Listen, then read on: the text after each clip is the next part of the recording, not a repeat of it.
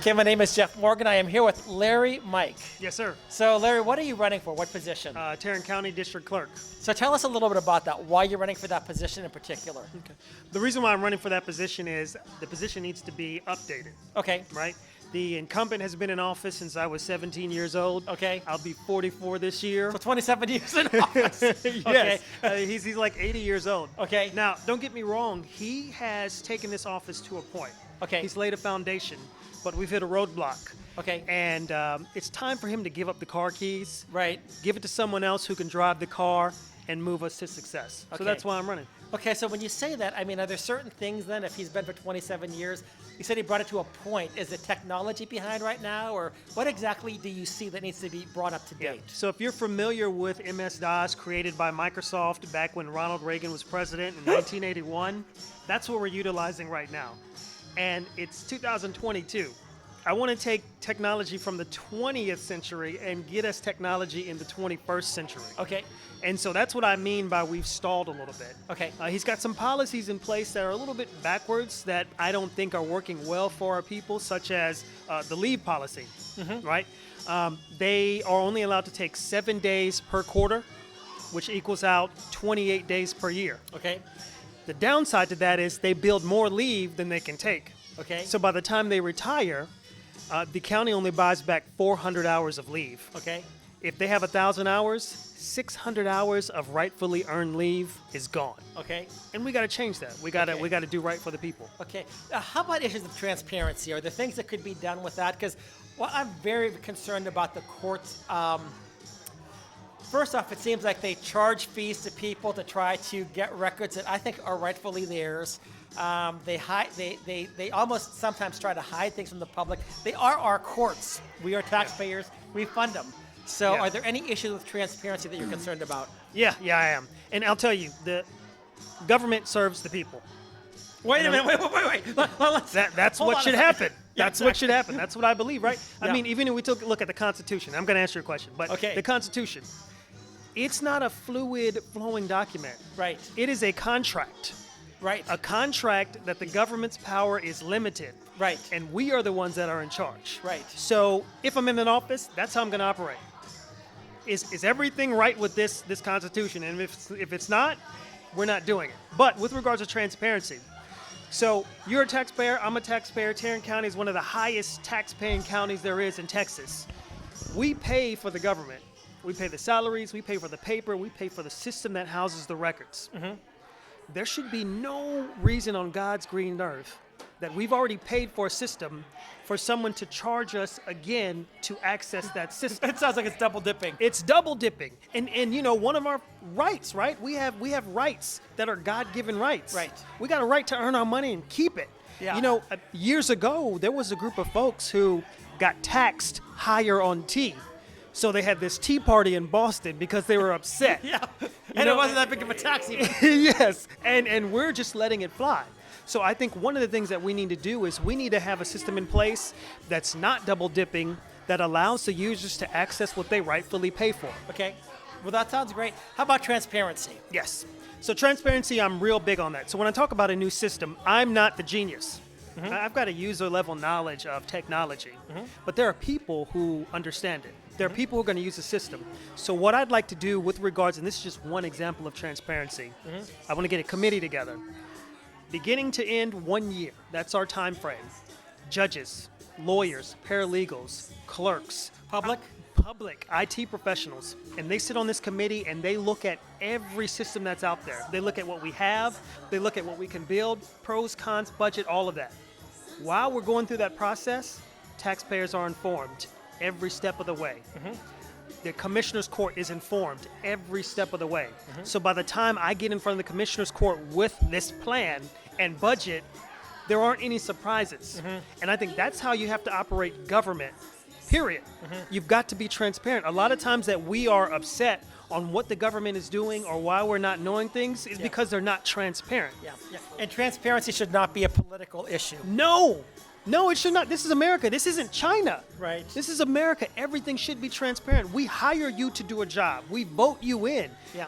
Your role should be to serve us. If Yeah. we say, look, we're not happy with this decision you made, Yeah. You can't sit there and say, oh, I'm the power, you go away, or no. Yeah. You appease us. Yeah. That's what government should be. So I'm real big on servant leadership. Okay. You serve the public. You serve the people. If there's a decision that I make that people don't like, my door is open.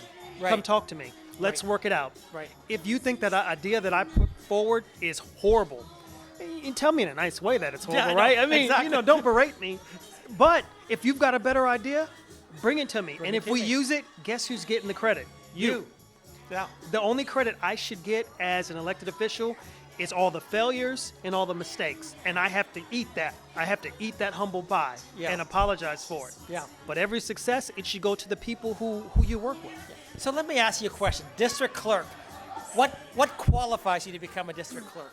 So in Texas, you just have to be 18 years old and live in the county and live in the state, right? Okay. But I think you've got a few more qualifications than that. Yes. I've got 2 degrees. I've got a bachelor's degree, and then I have my law degree. I'm a lawyer as well. Okay. I was also a special agent. I was in charge of counterintelligence teams. I was in charge of drug suppression teams.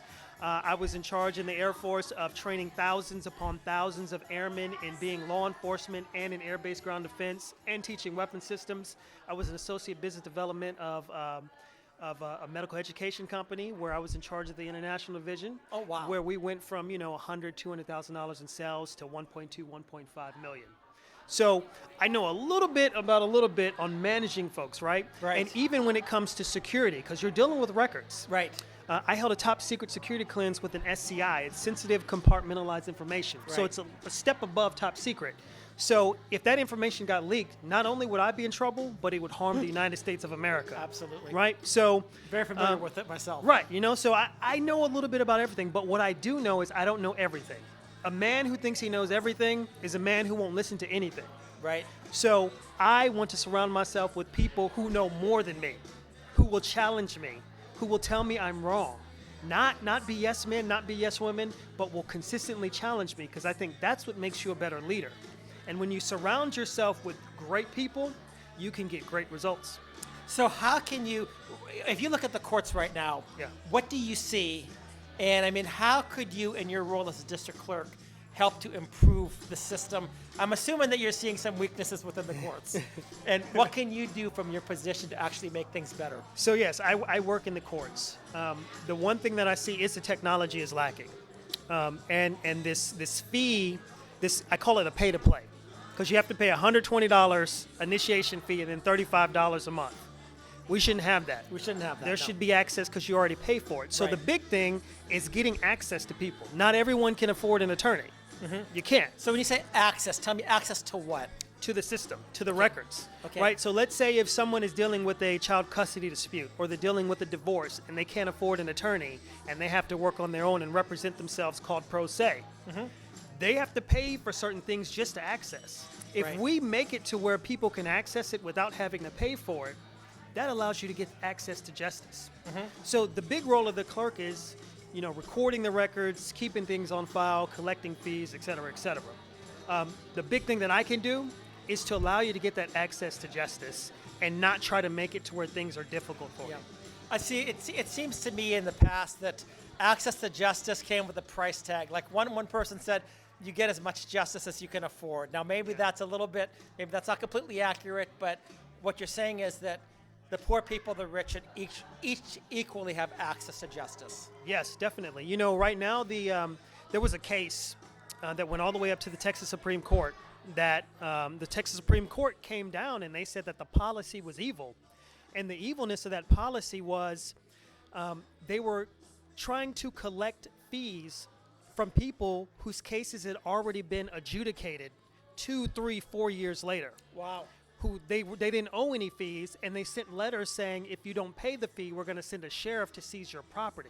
So imagine being a woman who has lost her son, who has lost her marriage, who thinks 3, 4 years down the line everything is okay, and then you get this letter.